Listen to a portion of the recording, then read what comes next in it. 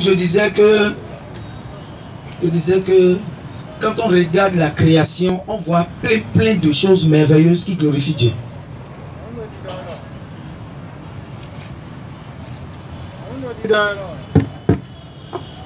Non, quand on dit donc, maintenant on est bicécé en nombre, nous guéguetti, bon, force sur nous à clonon. Quand on regarde la création, quand c'est pas moi. Non, et quand on dit donc, maintenant on est guéguetti en nombre, et quand il y a un nombre, force sur nous mao. Mais quand on regarde dans la vie des chrétiens, on ne trouve pas chez beaucoup de chrétiens des choses qui glorifient Dieu. Et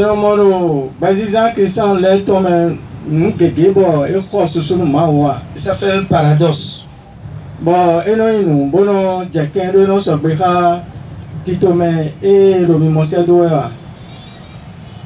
Dieu, en voulant créer, je l'ai déjà dit à Banigbe,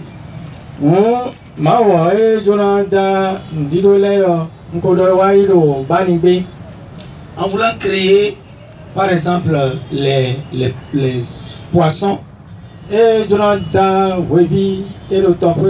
les animaux de la mer,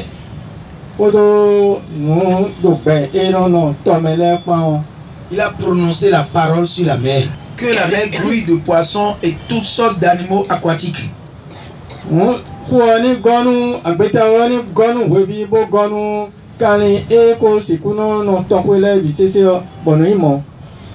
Donc il s'est adressé à l'océan.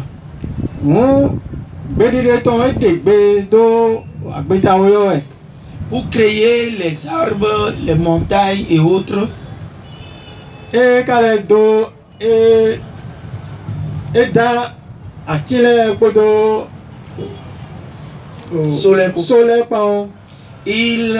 Il s'est adressé, c'est-à-dire il a adressé sa parole à la terre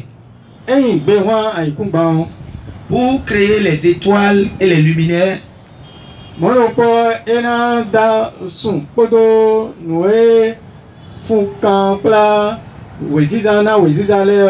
Le soleil, la lune.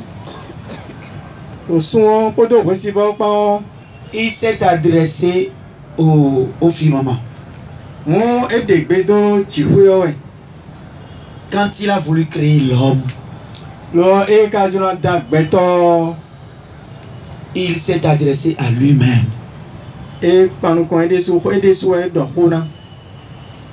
Il a créé l'homme à la fin de toute la création.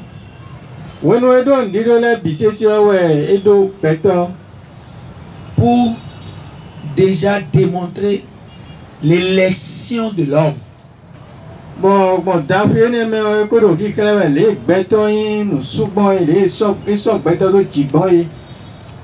Il démontrait déjà par là la suprématie de l'homme sur toutes les créatures. Alors si on retrouve sa gloire dans la vie de toutes les créatures,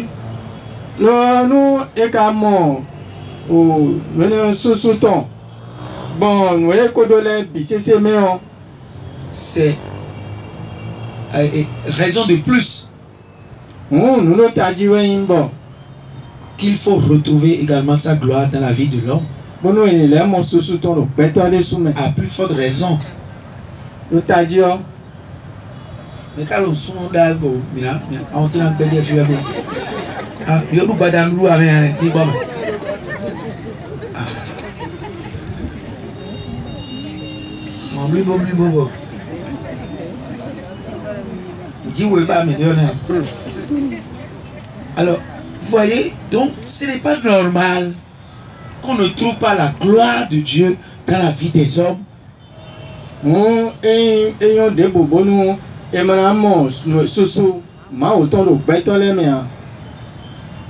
Alors qu'ils se disent chrétiens.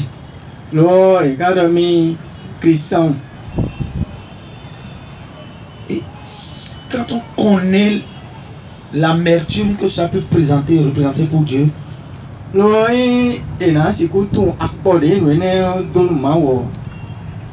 on pourrait pousser à faire des choses. Des choses terribles. Comme pour démontrer que l'homme n'est pas n'importe qui. Aux yeux de Dieu et dans le plan de Dieu. Et les gens vont vous prendre pour des magiciens. Vous ne pouvez pas comprendre présentement ici maintenant.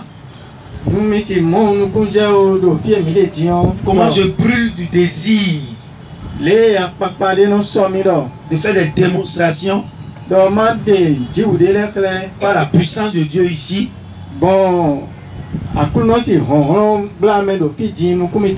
Mais vous allez me traiter de magicien.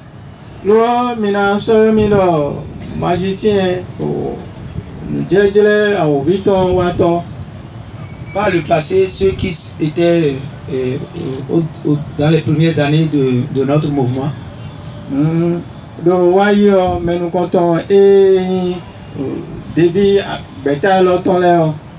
comme celui qui interprète par exemple, ils ont eu l'occasion de me voir dans ces agissements que aujourd'hui je vois comme de l'enfantillage.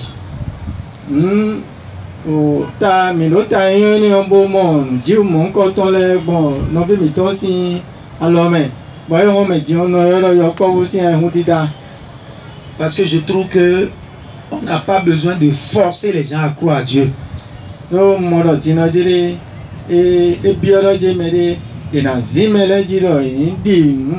des démonstrations pour les amener à croire à Dieu.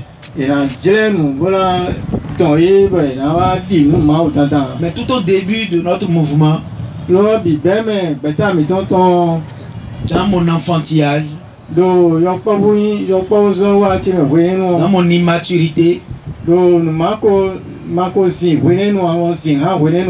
je me laissais aller à beaucoup de souffrances.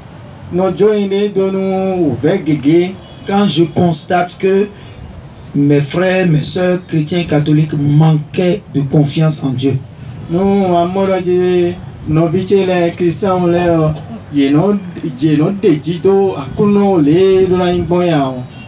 Ça me faisait très mal et me révoltait. Quand je voyais que des prêtres de Jésus-Christ manquaient de confiance en Dieu, ça me révoltait. Et je me laissais pousser à faire des démonstrations.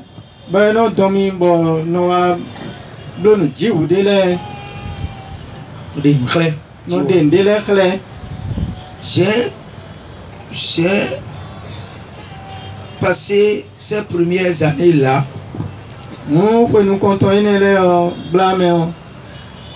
à vouloir démontrer qu'il n'est pas normal de ne pas croire en ce Dieu-là qui a créé le ciel et la terre, que ce n'est pas normal de ne pas croire en lui. Et je faisais des démonstrations devant la foule. Jean, pour que vous puissiez savoir que Dieu est puissant.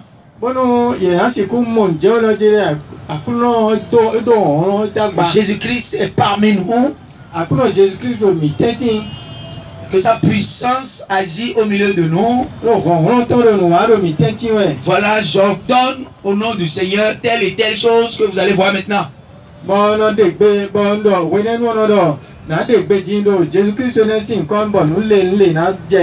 Et ça se passait. Et c'était une manière enfantine de vouloir amener les gens à croire à Dieu. Maintenant, je ne le fais plus. Et on me dit on sort le Bible. Ou quand ça m'arrive, j'essaie de me maîtriser. Ce qui m'est arrivé plusieurs fois de dire, mais comment se fait-il que on peut porter la vie de quelqu'un?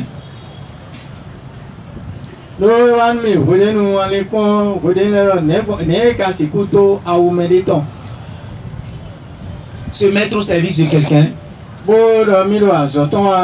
alors qu'on ne croit pas en lui, alors qu'on n'a pas confiance en lui. Lui-même a dit que c'est comme des aveugles qui conduisent d'autres aveugles.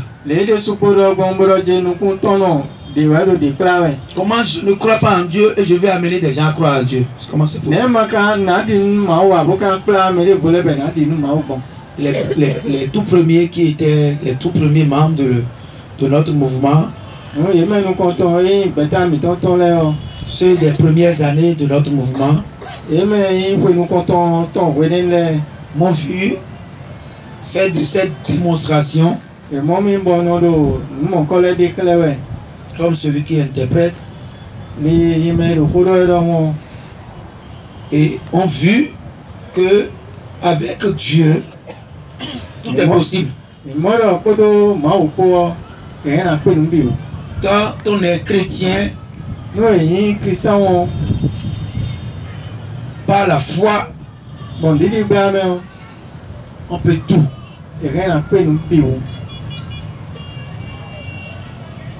Alors, dans ces réflexions qui me sont arrivées aujourd'hui, le Seigneur m'a dit que le véritable problème aujourd'hui dans l'église à tous les niveaux, c'est un problème de pensée. Pensée, c'est pas réflexion. C'est un problème de pensée. Voilà. Et donc, c'est les pensées qu'il faut nettoyer. Nettoyer nos pensées de toutes les souillures de doute.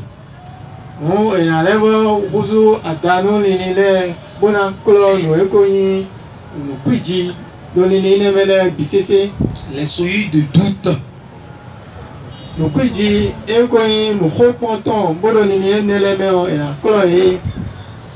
Les souillures d'ego et d'orgueil.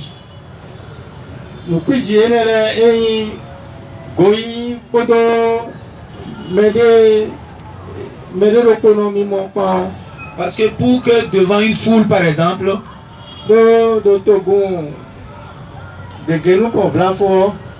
j'accepte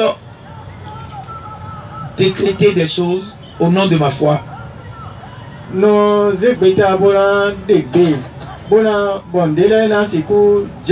Au nom de Jésus, il faut que je sois assez humble, sans ego,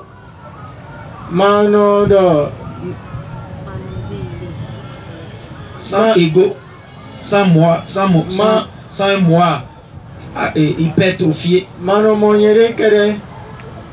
sans orgueil, sans suffisance,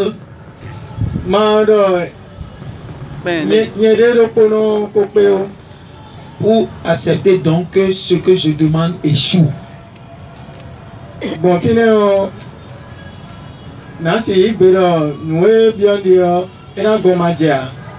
Si je suis assez humble,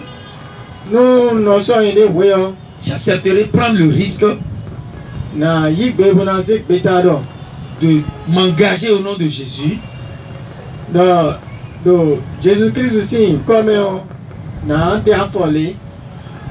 D'ordonner au nom de Jésus, de décréter des miracles au nom de Jésus, sans crainte, parce que j'accepte que qu'il y ait cette possibilité que ça échoue.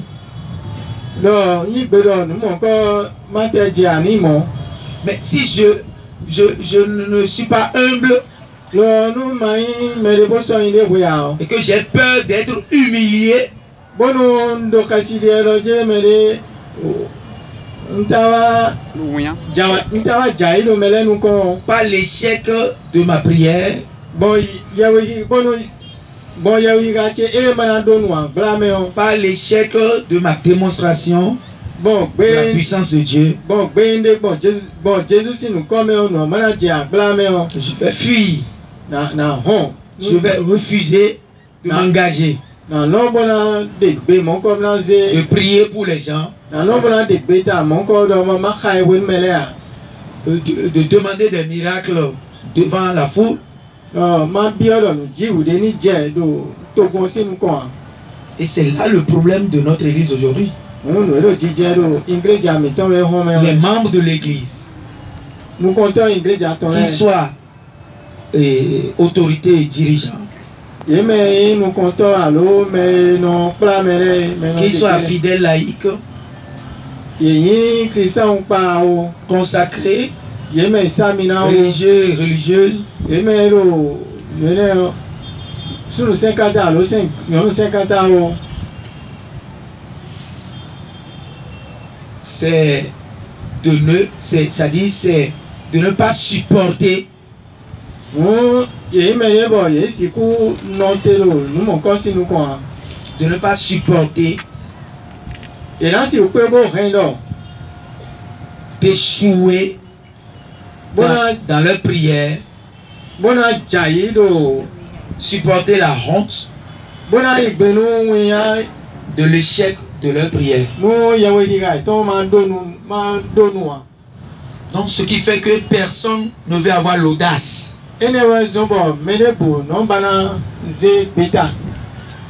Parce que quand, dans les premières années de la cité, Lo wenwe kwenu gon konton e cité ton glameo. et quelques rares fois aujourd'hui, Bon doko de lo welo lendion je décrète des miracles publiquement. no ze beta bono degbe bono jiwu na je do me bisese no kumeo. C'est parce que je me foutais pas mal d'être humilié par un échec.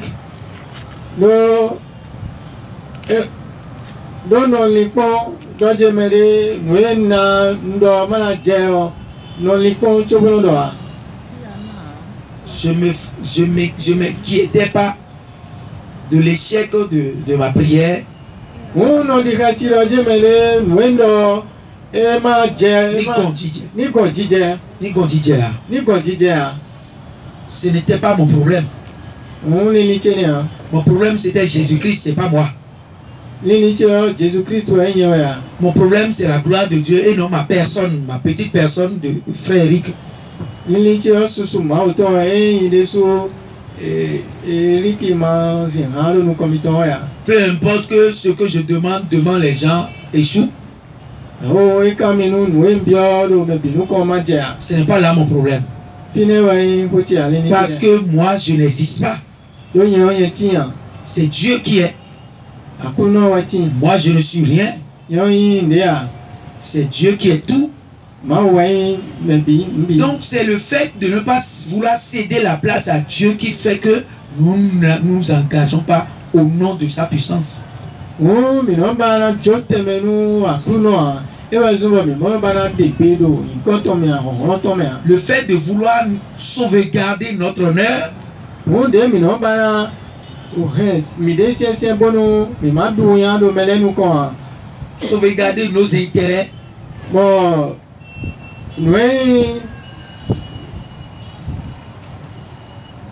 Noé nous mi tole mi no lombo ndi na jaya. nos intérêts. Nous nous sommes mais Noé mi no modo nu mele mi no banu ndi na la mia. qu'on ne soit pas derrière Dieu ou derrière la prière pour perdre l'intérêt. No mi maro ma gudo alo mi maro. Yo ya gudo wa he bo nu lele ni wala mi o. Qu'on ne soit pas en train d'appeler le nom de Dieu pour perdre un honneur. Bono mi maro akuno si nko gudo kaka boa. Bono nu ko ire alo susu de wala mi o. pour se faire ridiculiser. Bono yeni ma komi o. Mais Jésus a dit, celui qui a honte de moi Jésus kado mais ko ya tutia devant les hommes, do betole nu kon. j'aurai honte de lui devant Dieu et ses anges. Yeni su beto na ko ya do tuton do. Akuno ma o nu kon ko do mo sa ko ton le pa nu kon.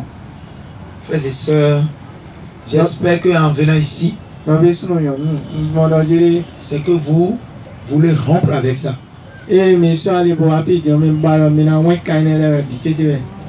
Et par le passé,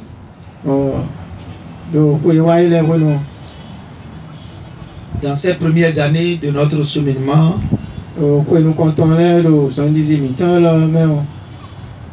tous ceux qui étaient témoins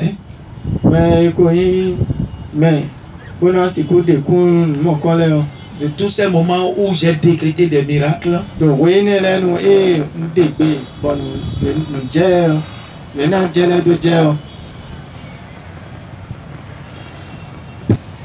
en ces moments donc où j'avais décrété des miracles, je décrétais des miracles,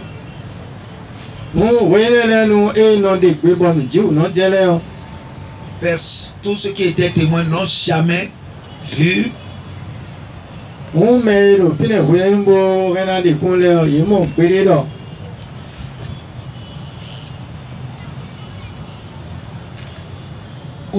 jamais vu que j'ai été ridiculisé.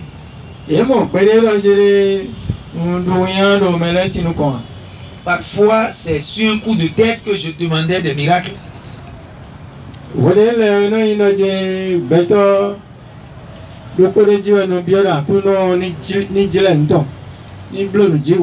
Quoi? C'est sur un coup de tête que je demandais des miracles.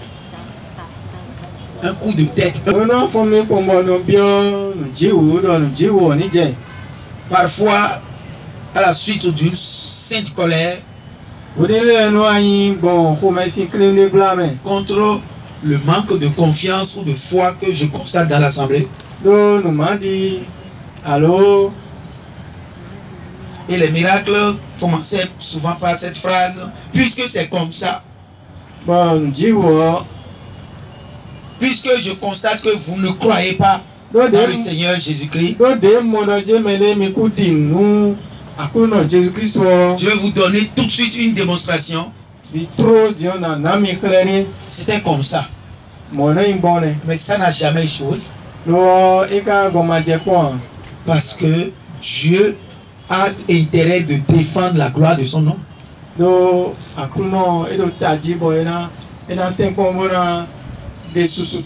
Et qu'il voyait bien que ce n'était pas mon nom que je mettais en jeu. Que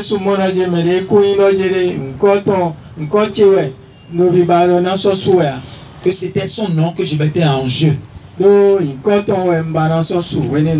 Alors frères et sœurs, aujourd'hui donc, à la suite de ce que nous avons vu le lundi passé, nous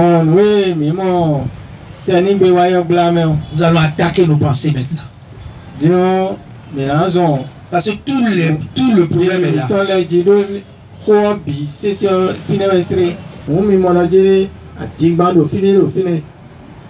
Ça veut dire qu'on est en train de montrer une apparence qui n'est pas vraie.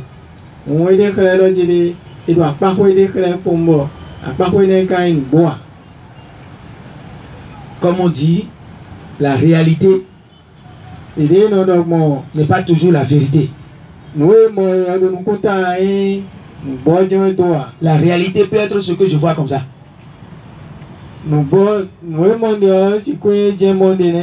La réalité.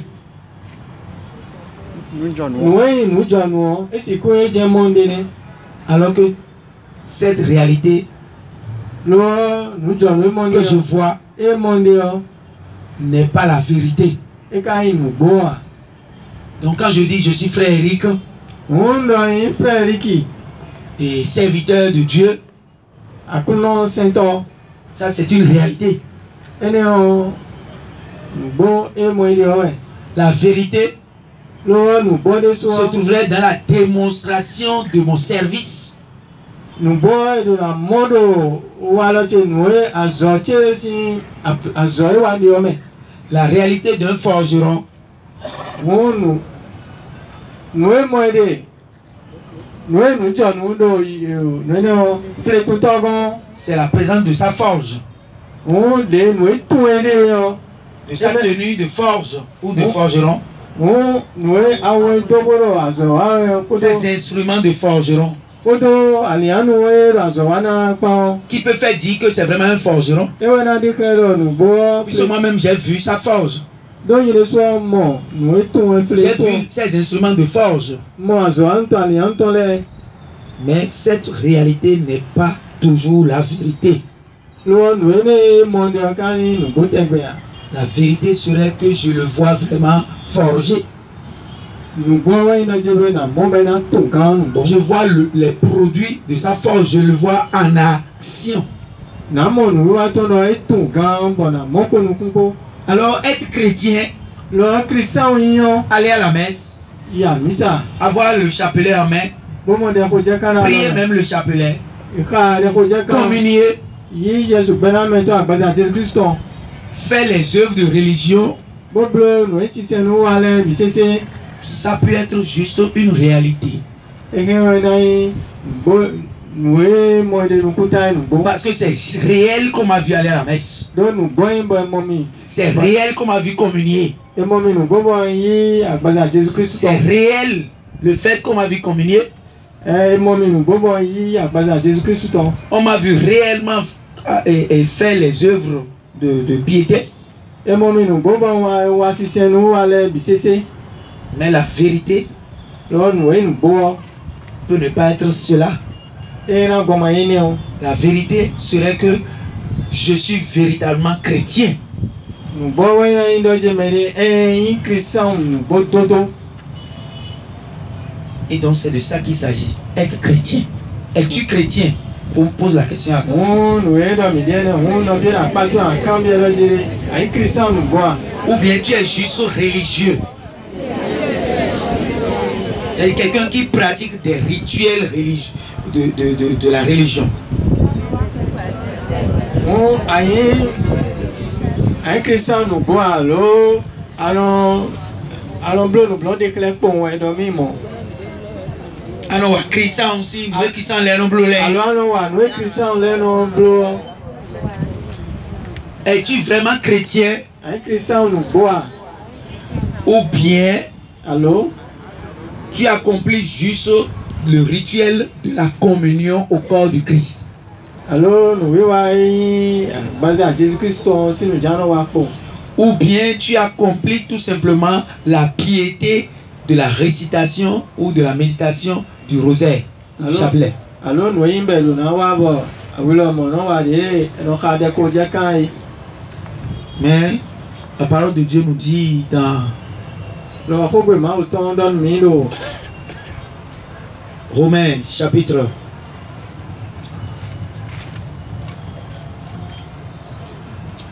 La parole de Dieu nous dit dans Romains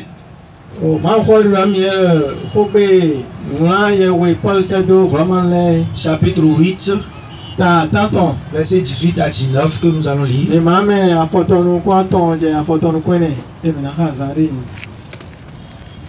Que ce monde attend la révélation des fils de Dieu, c'est-à-dire des chrétiens.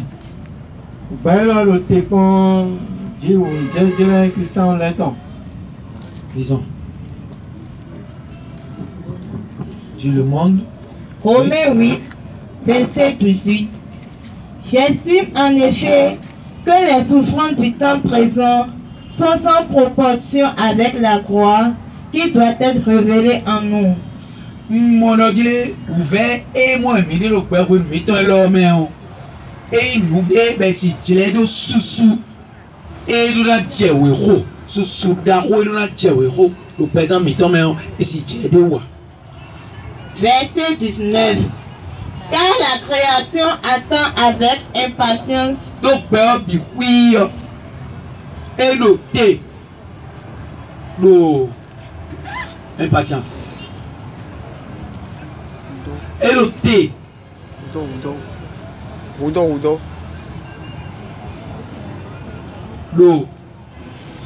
Le kwesi so me vo. Et le thé le kwesi so me vo. Le thé ni no me vo. Le pressé au bel biloté. Le bon le pressé mais le jele. La révélation des fils de Dieu. Le mau vile ni de. Il est ré et ni tout yé le mais le mau vile. Ajé.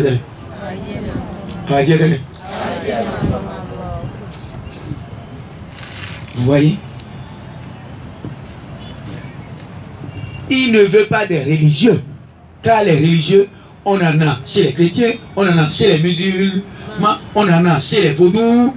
Non, on en a chez toutes sortes dans toutes sortes de confessions. Eva si c'est nous à tole kere quoi. Donc si c'est nous à tole no modo. A parler bikwe. Et no modo. O vodo le kwe no modo. O malele gon. Et no le modo milo le mogon.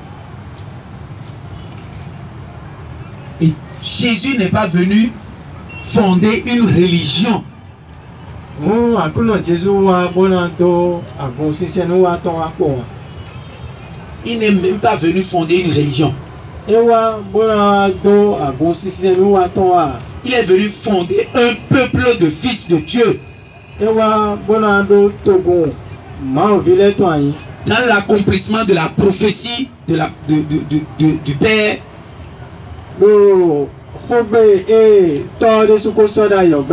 Qui a annoncé dans les prophètes. Qui a annoncé dans les psaumes. Vous serez mon peuple et je serai votre Dieu. Et c'est ce peuple que Jésus-Christ est venu fonder. Mais après son départ, progressivement, les hommes s'écartant de la vérité, s'écartant des plans de Dieu, dans une soif de contrôler la vie de leurs proches, la vie des croyants, la soif de contrôler la vie des croyants.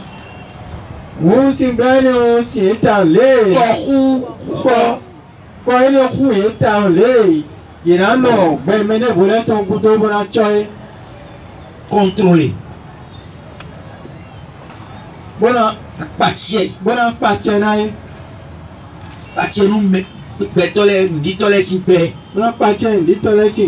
Alors ils ont créé donc des actes de religion. Des plans de religion qui constituent des instruments et des moyens pour plus lier les croyants à eux qu'à Dieu.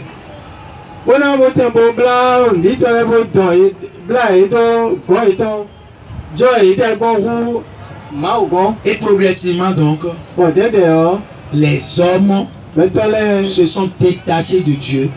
Les croyants se sont détachés de Dieu. Ont coupé leur relation avec Dieu. Et sont plus en relation avec les hommes. Que sont les dirigeants des églises ou de l'église. Parce que quand on observe bien avec intelligence,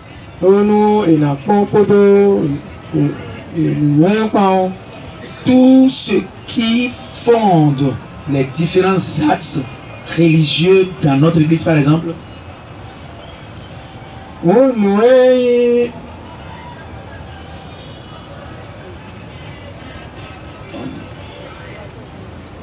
Oui, nous alors, Ingrid Jamiton, ton et Romele Bissesseur. Si nous les examinons l'un après les autres, Nous, maintenant, ni Tamedeo, de Bateau de War. nous allons voir qu'il nous unit et qu'il nous lie plus à nos dirigeants qu'à Dieu. Maintenant, moi, je nous vois, et mi blado, nous comptons, mi ton et les ma des sous. Prenons les sacrements, la manière dont les sacrements viennent de Dieu. Non, maintenant, nous comptons, maintenant, quand Yesu, Benam et Toléo. Les sacrements ont été donnés par Dieu. Nous sommes Benam et Toléo, ma wenaye. Il faut les croire. Mini dina, Il faut les pratiquer. mini zizoni bondi. Mais la manière dont ces sacrements sont administrés Non, les na Yesu, Benam et Toléo, mi boyo. aujourd'hui, Et Romeo, ça n'a pas été toujours comme ça. oui, mon daya. Il faut lire l'histoire de l'Église. Non, maintenant, Ingrid Jacintale. La manière dont ces sacrements sont administrés aujourd'hui Oh, voilà, les non-amis. Tout Benam et Toléo, en sont arrivés à détourner les croyants et oiseau, voyez, Romeo, il y a les jeunes, dit-on de leur union avec Dieu bon, Tita et Doha, à Kunayo, pour les unir au plus aux dirigeants. bon, ça, donc, Tchado, nous comptons les où, Aujourd'hui, les dirigeants et Romeo, nous comptons les, ont une série, une série et donc, alors, de manières, ou à bout de de les, comportements c'est ça, ou à bout de les, pour faire écran à Dieu. bon, en sous ma aussi, bétolé si nous convoyons, ouais, dans nos mots. Pour faire écran à Dieu, pour cacher la visibilité de Dieu aux hommes. Bon, en sous nous, comment nous, bétolé, bon, au lieu de la moment, ouais, dans nos mots, toi. Et aujourd'hui, on en arrive à croire que c'est l'homme qu'on adore et non Dieu. Baye home mi amo fan da jere beto na sewu mau Par exemple, avant, mi ado mi aso le sacrement de confession, de réconciliation, mutu bename to le prêtre ne voit presque pas le pénitent.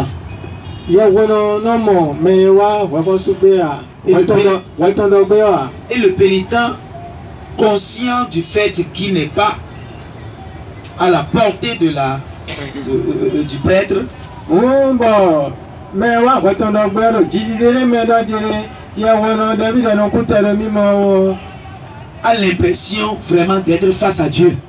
eno mo do jere ti on de emi do mi ko ma o ko trolo C'est avec des grilles, bon nous clés de Dieu boyer avec des grilles, et parfois même secondé de rideaux. on maintenant nous grillage clés de ouais non boyer bon vous devez dans les so rideau de fine Grillage clé, mais grillage grillage ouais non beau mais ouais donc photo David non pour vous devez dans les so rideau so beau piona Et ça, on a l'impression d'être dans un sanctuaire bon et non déclare boulot de face à Dieu. et do pi et là pi no to le gbede bon mais on est pas encore mal bon Et le temps de la pénitence, bon ouais dit donc si le vous dialogue de la confession et le khodo David no yo se fait presque avec Dieu et le fidèle. et no jiri mais wa ho do gbe yo kodo ma o to ko le khodo Mais aujourd'hui, amo ho metion on se fait face. et no pa no ko David no yo Et ça devient l'occasion de toutes sortes de copinage, bon et no yi wonu d'échange d'adresses, bon de téléphone. il a do ho bon et o alokan il a alokan ma dossier il a yi numéro ton Et de mélange bon ho de ce qui est spirituel avec la vie privée. ko gbẹ̀mú dáhùn àwọn mẹ́ lóyún òṣìṣẹ́ lóyún Et le fidèle a l'impression d'avoir affaire non plus avec Dieu, mais avec un prêtre. bọ̀ mẹ́ wá wẹ́ lọ pé ọ́ ndito eso ino jire ma uwe edo ko khalo beto we popo we. Ce qui l'amène à mentir souvent, Ine no adonbo, we no ino le e me wa we do à cacher des péchés, ino le ja tingba lojumo je we le hulaji. à donner, à revoir les formulations de ces péchés. Bono le wa we oblodo. Et c'est comme un rendez-vous de mensonge. Beno ndo pe atingba ton. Un rendez-vous de mensonge, frères et sœurs. Un sacrement qui égale la vérité devient un rendez-vous de mensonge. On ton bena meto ino yi mo bosi wenu yo ino aguzo do pe atingba ton. Je vous ai donné l'exemple hier ici On a mis que ton officer. où ce frère de la cité On a vu citer ton élément. qui est allé et faire sa confession Et le confessant ton et parce que dérangé par des péchés le dans sa conscience. voilà le casse autour. Mais quand il est revenu, il n'a pas eu l'impression dans ses propos, dans tout ce qu'il était venu me dire, Dès qu'à l'école à mommy il n'a pas eu l'impression d'avoir été chez Dieu.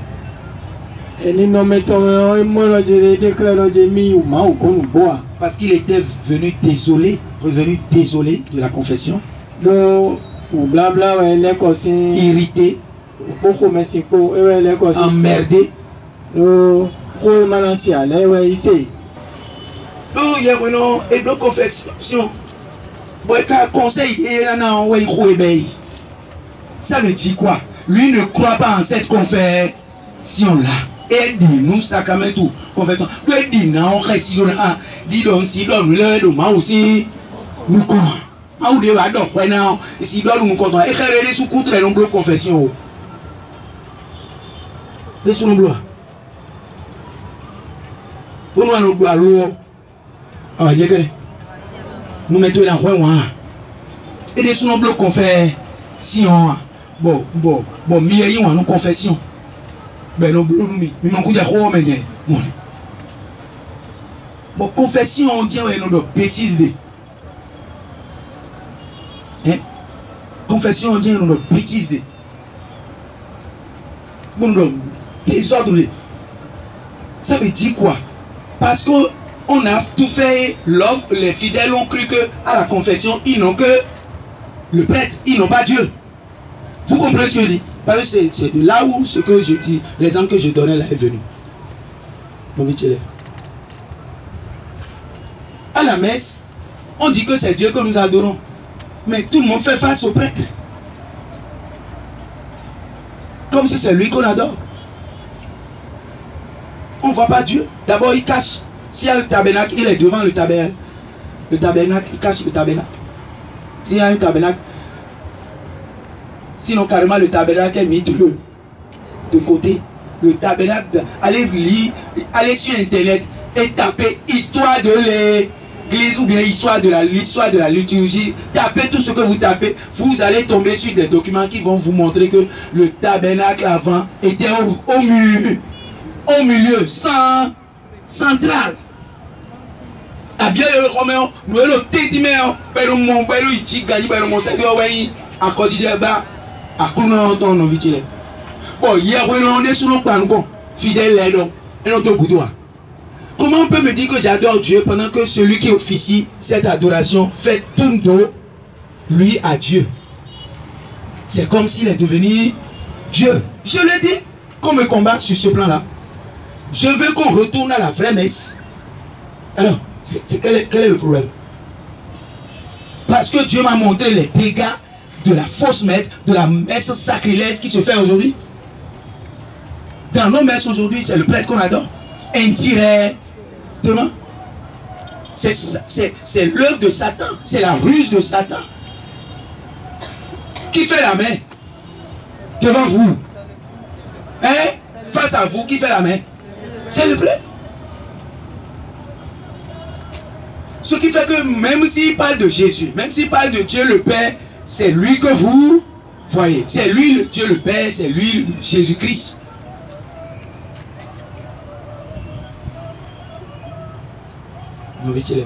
Et quand vous prenez le mariage, le sacrement de mariage, Est-ce qu'on voit Jésus dedans?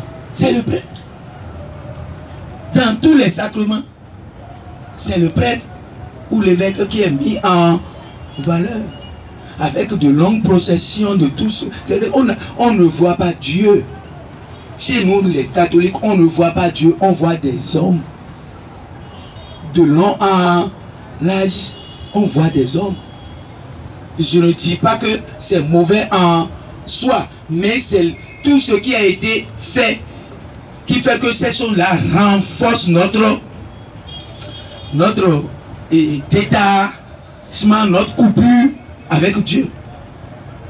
Si on faisait cela et qu'à côté, beaucoup de choses nous conduisaient à Dieu, ça ne porterait pas préjudice. Mais c'est parce que presque à 100%, tout nous porte vers les hommes et on ne voit pas Dieu. Ce qui fait que le chrétien catholique, il n'a pas Dieu dans sa vie. Quand il y a un problème, il ne pense pas d'abord à Dieu. Hein. Vous comprenez ce que nous? Il ne pense pas à Dieu. Dès qu'il a une difficulté, il pense à Dieu, il passe aux hommes. Qui va prier pour moi? Qui va prier pour moi?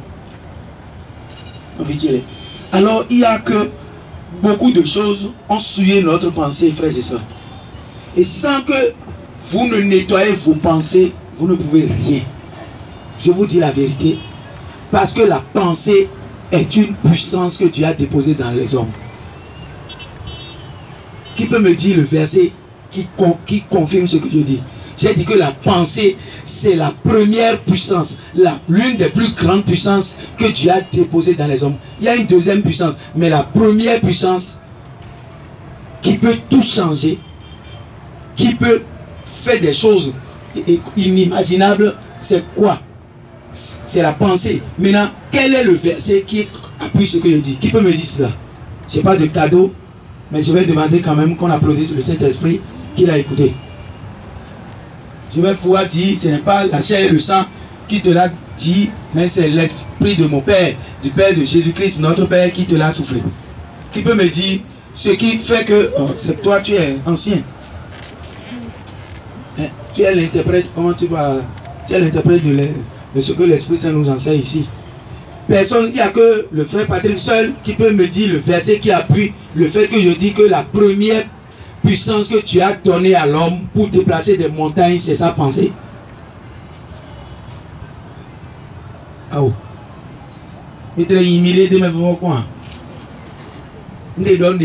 C'est-à-dire la peur d'échouer, la peur de l'échec. Si vous avez peur d'échouer dans une réponse, comment vous n'aurez pas peur d'échouer dans un miracle? Si une réponse seule vous fait peur. Je peux dire Luc 1, verset 37. Non. Luc 1, verset 37, c'est ça un rapport à Dieu. Car rien n'est impossible à Dieu. Non, toi, tu ne peux pas te donner.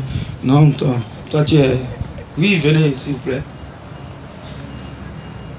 Pour que les gens te voient. Matthieu 17, verset 20. Tu dis quoi? Et si vous avez un grain de foi, vous pouvez déplacer des montagnes. Où est la pensée là d'abord? Enfin, je dis le verset qui appuie la chose, qui appuie ce que j'ai dit. Personne. Bon, monsieur Patrick. On voit que dit on va envers vous. Marc 11, verset 23, verset. Je suis venu près de toi maintenant.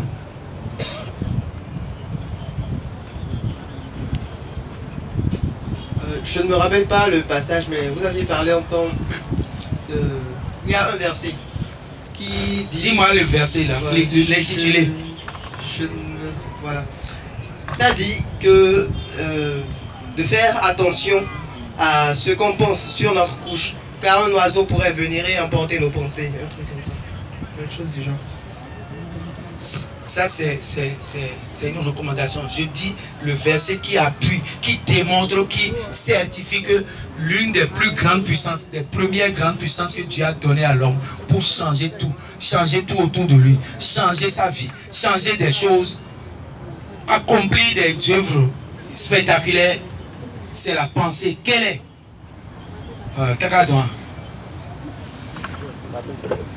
Kaka gudo dans mais mon réponse à bon mais il a donné ma réponse au point envers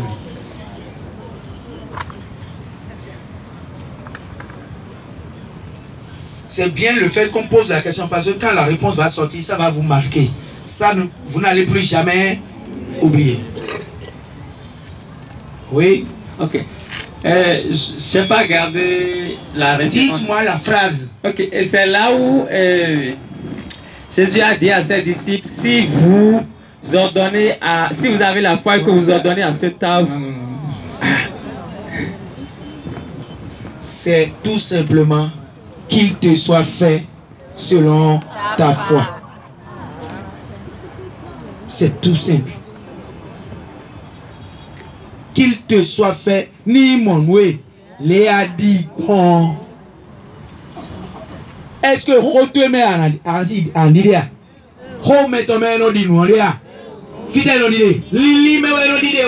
C'est la pensée. Jésus est en train de dire, tout dépend de ta pensée de foi. Tout dépend de ta pensée ou de la pensée de ta foi.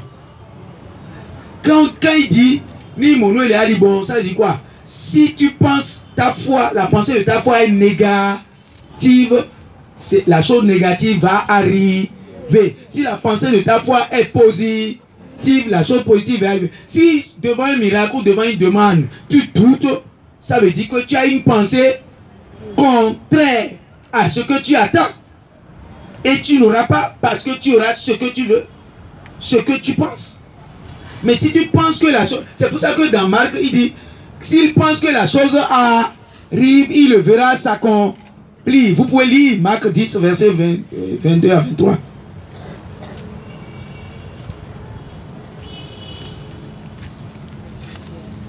S'il pense ou s'il croit, hein, ça dépend des versions. Il y a des versions où c'est s'il pense que la chose arrive. Il y a des versions où s'il croit que la chose arrive. Allez-y vite là. Marc 10, verset 22. Mais à cette parole, il s'assombrit et il s'en alla tous tristes. Non, non, non. C'est pas ça. Pardon, 11, Marc 11.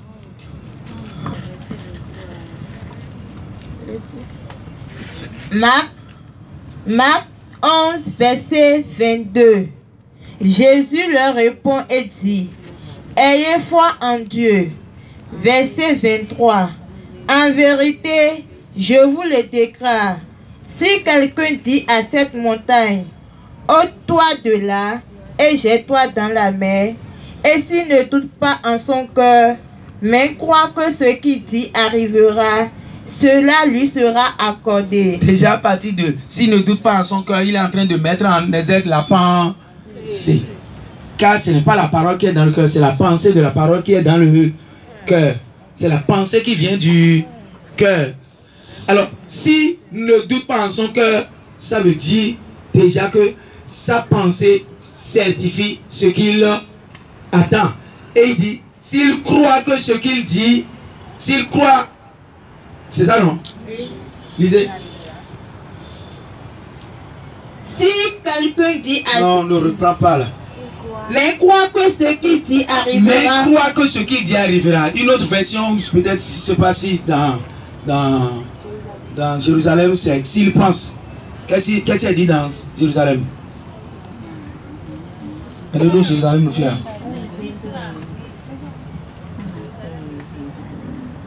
Et s'il n'hésite pas. S'il n'hésite pas. Et s'il n'hésite pas dans son cœur, mais croit que ce qu'il dit va arriver. Donc là au Jérusalem aussi on dit croit que. Or, je crois que c'est Louis II ou King James ou une autre ou la Sainte Bible qui dit s'il pense. Parce que croire n'est pas en parole. On croit en pensée. J'avais commencé déjà par dire ça. Vous avez compris non? Hein? Au Romain on dit Néa. Kabia Aïme. Aïme on dit Néa. Donc, mes frères et mes soeurs, tout le problème, tout ton problème est là. Donc, nous vient à partir de tous les problèmes que tu as dans ta vie, c'est au niveau de ta pensée. C'est ta pensée que tu fais, qui fait que tu as peur. C'est ta pensée qui fait que tu ne t'engages pas. Ou bien qui fait que tu t'engages ou que tu ne t'engages pas. Qui fait que tu as peur ou que tu n'as pas peur.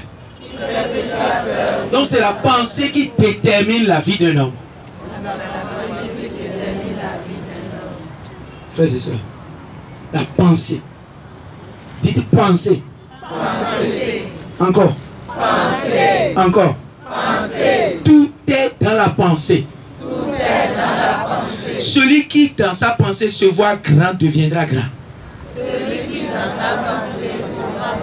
Mais le lilito mais non mo aider non mo susu aider to ena mo susu ça dit susu ena do susu ena mi davance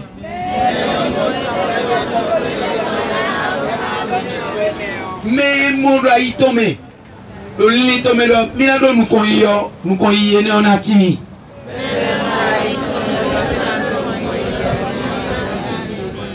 Et tout à l'heure j'ai dit que c'est la première pensée que Dieu a déposée dans les hommes. Vous savez pourquoi? Vous savez pourquoi? Quand quelqu'un a été guéri, c'est à cause de qui la personne a été guérie dans la Bible? Tout le monde devait répondre ça. Non, à cause de qui j'ai dit? Qui cette personne, non? Jésus. J'ai dit à cause de qui la personne est guérie? Jésus. Mais si Jésus ne dit pas que c'est au nom de ma puissance que tu seras guéri, il dit qu'il te soit fait, ou carrément ta foi t'a sauvé, ta foi t'a... Alors qui va te guérir aujourd'hui? C'est ta foi. Même si cette foi-là c'est en Jésus, mais c'est toi qui décides. Donc c'est une puissance. Ça veut dire quoi? Tu peux décider de ton sort par ta pensée sur Jésus, la forme de ta pensée sur Jésus-Christ. Frères et sœurs, vous comprenez ce que je veux dire? Tu décides de ton sort. Tu décides du sort de ta maladie, par exemple. Tu es malade, mais tu décides que cette maladie s'arrête maintenant. Ça dépend donc de comment tu penses au sujet de Jésus, au sujet de ta maladie. Vous avez vu le mal qui sévit dans notre église?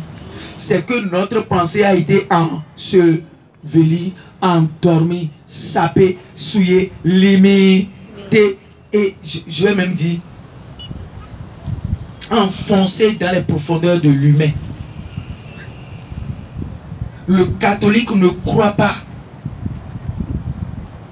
que en tant que chrétien, il n'a plus de limite.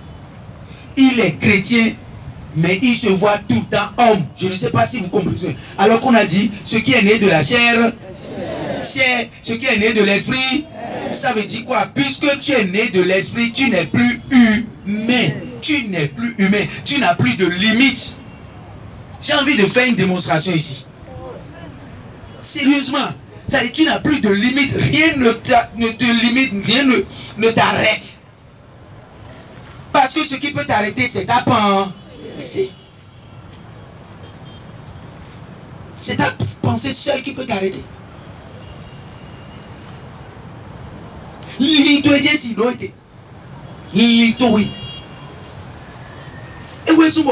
Ça dit l'homme doit veiller sur sa pensée.